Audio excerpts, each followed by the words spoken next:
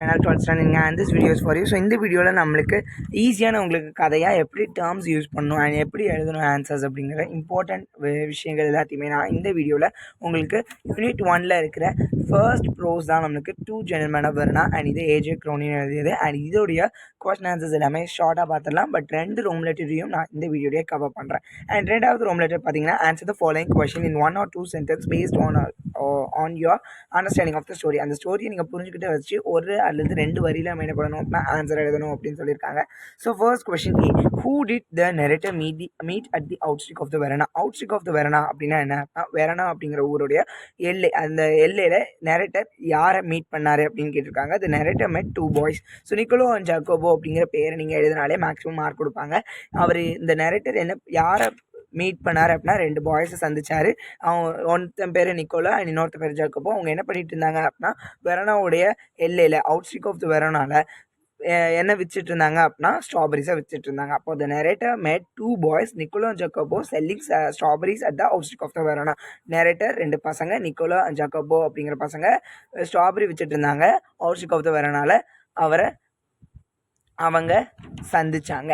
So next B என்ன அப்படின்னு பார்த்தோன்னா, why did the driver did not approve of the narrator buying fruits from the boys. அந்த பாய்ஸ்ட்டு இருந்து fruits வாங்குறது, narrator fruits வாங்குறது ஏன் டிரைவர் தடுத்தாரு அப்படின்னு சொல்லியிருக்காங்க. Driver was cautious. அவர் என்ன பண்ணுறாரு, எச்சரிக்கிறாரு. he thought that the fruits might not be good. அவர் என்ன யோசிச்சாரு, என்ன நினச்சாரு அப்படின்னா அந்த ஃப்ரூட்ஸ் வந்து நல்லா இருக்காது அப்படின்னு அவர் நினச்சாரு. த 2 boys had a shabby appearance. அந்த 2 பசங்களையும் ஒரு துயரமான ஒரு தோற்றம் இருக்குது. They were wearing old and worn out clothes. ரொம்ப தேஞ்சு போன, அது மட்டும் இல்லாமல் வெளரி போன ஓல்டான கிளாத்ஸை அவங்க உறுத்தி இருந்தாங்க. So the driver did not approve of the narrator buying fruits from the boys. அதனால் அந்த டிரைவர் எதை சம்மதிக்கலை, அந்த நரேட்டர் வந்து அந்த பசங்கள்டேருந்து ஃப்ரூட்ஸ் வாங்குறத சம்மதிக்கலை.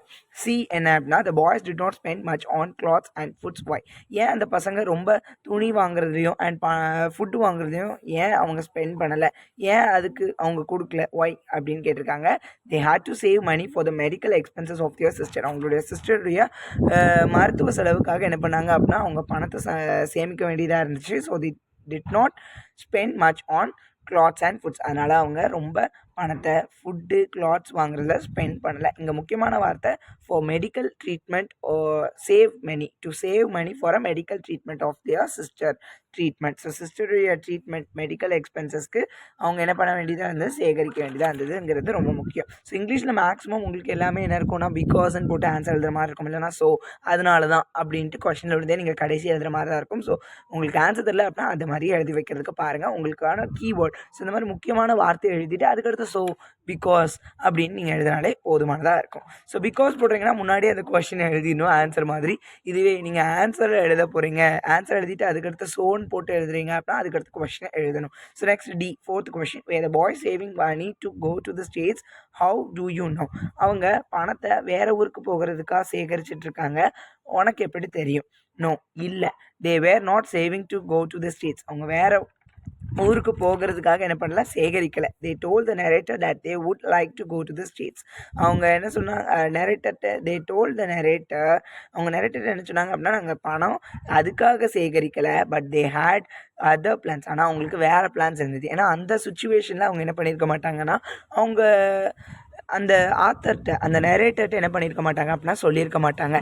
ஏன்னா பாவம், பாரபட்சம், அந்த மாதிரி ரொம்ப நம்மளை பார்ப்பாங்க அப்படிங்கிற ஒரு எண்ணத்தினால அவங்க சொல்லியிருக்க மாட்டாங்க. அது அந்த முக்கியத்துவமான கதையுடைய ஸ்பிரிட், அவங்களுடைய செல்ஃப்லெஸ் ஆக்ஷன் அப்படின்னு சொல்லியிருப்பாங்க. அவங்களுடைய எண்ணம் அப்படிங்கிறது எப்படி இருந்தது அப்படிங்கிறது தான் அந்த கதையில் சொல்லியிருப்பாங்க. ஸோ 5th கொஸ்டின் பார்க்கலாம். why did the author avoid going to the Lucia room. ஏன் வந்து ஆத்தர் தவிர்த்தார் அந்த லூஷியா ஒரு ரூம் போகாமல். ஏன்னா the author avoided going to the Lucia room, அவர் லூஷியா ரூமுக்கு தவிர்த்தது காரணம் because he did not want to intrude அப்படின்னா இன்டர்ஃபியர் அப்படின்னு சொல்லுவாங்க. இன்டர்ஃபியர்னா உள்ளே நுழையிறது.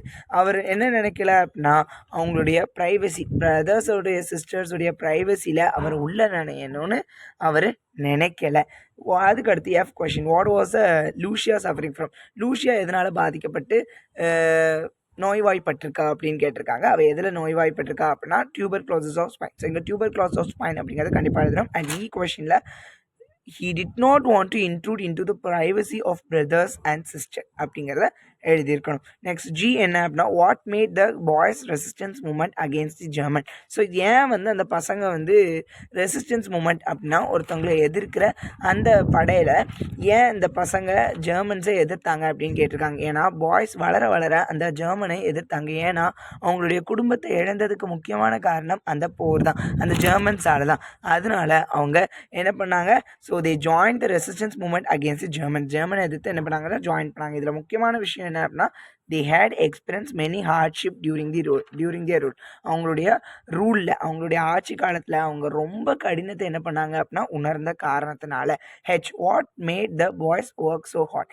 என்ன அந்த பசங்க ரொம்ப கடினமாக உழைக்கிறதுக்கு தூண்டுதலாக இருந்துச்சு. The boys work so hard. அந்த பசங்க ரொம்ப கஷ்டப்பட்டாங்க. டு பே தியர், எதுக்காக அப்படின்னா அவங்க அக்காவுடைய மெடிக்கல் எக்ஸ்பென்சஸ், மருத்துவ செலவுக்கும் ஃபுட்டுக்கும் பணம் கொடுக்கறதுக்கு. அதனால அவங்க என்ன பண்ணாங்க அப்படின்னா ரொம்ப கடினமாக உழைச்சாங்க. இங்கே முக்கியமான வார்த்தை to pay for their sister medical expenses and food அப்படிங்கிற வார்த்தை. why did not the boys disclose their problem to the author. எங்களுக்கு இந்த பிரச்சனை தான் அப்படின்ட்டு ஏன் ஆத்தர்கிட்ட அந்த பாய்ஸ் வந்து சொல்லலை அப்படின்னா the boys did not disclose their problems to the author கிட்ட அந்த பசங்க சொல்லலை as they did not like to be synthesized. இங்கே வந்து as they didn't like to be sympathized அப்படிங்கிறது ரொம்ப முக்கியம். அதாவது யாரையுமே அவங்க கருணைப்பட வைக்கிறது அல்லது பாவம் அப்படிங்கிறது ஒரு எண்ணத்தை உருவாக்குறது அவங்களுக்கு பிடிக்கலை. ரெண்டாவது Roman letter answer the following question in 3 or 4 sentence நம்ம எழுத போகிறோம். Describe the appearance of Nicolo and ஜக்கோபோடைய அப்பியரன்ஸ் தான் பார்க்க போகிறோம். நிக்கோலோ அப்படிங்கிறவன் என்ன ஒருத்திருந்தான், worn jersey and cut off khaki pant போட்டிருந்தான். Jacopo had a short and army tunic gathered in loose folds about his skinny frame. Both were with their browny skins. அவங்களுக்கு browny skins இருந்துச்சு and tangled hair இருந்துச்சு, அதாவது சுருண்ட முடி. And dark and Ernest அப்படின்னா என்ன அர்த்தம் அப்படின்னா ஏதோ ஒரு ஏக்கத்தான ஒரு கருமையான கண்கள் இருந்துச்சு அப்படின்னு சொல்லியிருக்காங்க. What were the various jobs undertaken by the little boys. இந்த சின்ன பசங்களால் என்னென்ன வேலைகள்லாம் பண்ணப்பட்டது அப்படின்னா கேட்டிருக்காங்க. டியூரிங் தி சம்மர் டே, வெயில் காலத்தில், அதுவும் மொட்டை வெயிலுக்கு அடியில் under the hot sun, they ஷோன்னா ஷைன் அப்படின்னு அர்த்தம். அதாவது ஷூ பாலிஷ் அப்படின்னு சொல்லலாம், நம்ம சொல்கிற மாதிரி ஷூ பாலிஷ் பண்ணாங்க. சோல்டு ஃப்ரூட்ஸை வச்சாங்க. ஹாக்கட் நியூஸ் பேப்பரை கூவி விற்றாங்க. கண்டக்ட் டூரிஸ்ட்டு இடம் சுற்றி காமிச்சாங்க, டவுனு சுற்றி காமிச்சாங்க. அண்ட் ரன் எரண்ட்ஸ் அப்படியே ஓடி வேலை செஞ்சுட்டே இருந்தாங்க அப்படின்னு அர்த்தம். So next question, how did the narrator help the boys on Sunday அப்போ அந்த பாய்ஸுக்கு நரேட்டர் என்ன ஹெல்ப் பண்ணார். Usually the boys hired bicycle to visit the Poleta அப்படிங்கிற ஊரில் தான் என்ன இருக்குது அப்படின்னா ஒரு ஹாஸ்பிட்டல். அந்த ஹாஸ்பிட்டல் தான் அவங்க அக்காவை இந்த 2 பசங்க சேர்த்துருக்காங்க. ஸோ அந்த ஹாஸ்பிட்டலுக்கு அவங்களுக்கு போகிறதுக்கு பைசைக்கிள்ஸ் தேவை. ஸோ யூஸ்வலி தேவை. பட் ஆன் ஒன் சண்டே, ஆனால் அந்த ஒரு சண்டேயில் the narrator help the boys, அந்த பாய்ஸுக்கு நரேட்டர் ஹெல்ப் பண்ணார் by taking them in his car. அவருடைய காரில் அவங்கள கூட்டு போனார். He himself drove them to the tiny village, ஒரு குட்டி கிராமத்துக்கு அவங்களை கூட்டு போகிறாரு ஓட்டிக்கிட்டே.